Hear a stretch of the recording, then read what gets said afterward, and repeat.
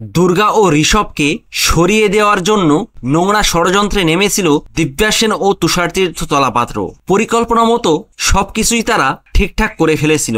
দিব্যা সেন চুপি চুপি ঋষভের বাড়িতে ঢুকে পান ও দুধের গ্লাসের মধ্যে বিষ মিশিয়ে দেয়। কিন্তু নিয়তির পরিহাস, যে পানটা দুর্গার খাওয়ার কথা ছিল সেই পানটা দুর্গা খাওয়ার আগেই ঋষভ ওই বিষ মিশানো দুধ খেয়ে মুহূর্তের মধ্যেই লুটিয়ে পড়ে, যার কারণেই দুর্গা বেঁচে যায়। তবে ঋষভের অবস্থা দেখে দুর্গা চিৎকার দিয়ে পরিবারের সবাইকে ডেকে ঋষভকে নিয়ে হসপিটালে ছুটে যায়। আর এদিকে মুখার্জি পরিবারের সবাই খবর পেয়ে হসপিটালে ছুটে আসে। আর সেখানে পৌঁছাতেই তারা জানতে পারে পান ও দুধের গ্লাসের মধ্যে বিষ মিশানো ছিল।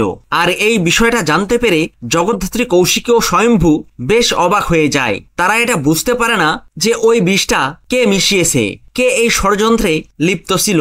আর সেটা জানার জন্যই জগদ্ধাত্রী ও স্বয়ম্ভু রীতিমতো উঠে পড়ে লাগে। কিন্তু প্রশ্ন হচ্ছে, ঋষভ কি আদেও মৃত্যুর সাথে লড়াই করে সুস্থ হয়ে ফিরে আসতে পারবে? আর দিব্যা সেন ও তুষারতীর্থ তলাপাত্রের এই ষড়যন্ত্রটা কি আদৌ স্বয়ম্ভু ও জগদ্ধাত্রী জানতে পারবে কি তাদের কঠিন শাস্তি দিতে? সেই সবটা জানতে চোখ রাখুন জগদ্ধাত্রী ধারাবাহিকের পরবর্তী এপিসোডে। ভিডিওটি ভালো লাগলে লাইক, শেয়ার ও সাবস্ক্রাইব করে সাথে থাকুন। ধন্যবাদ।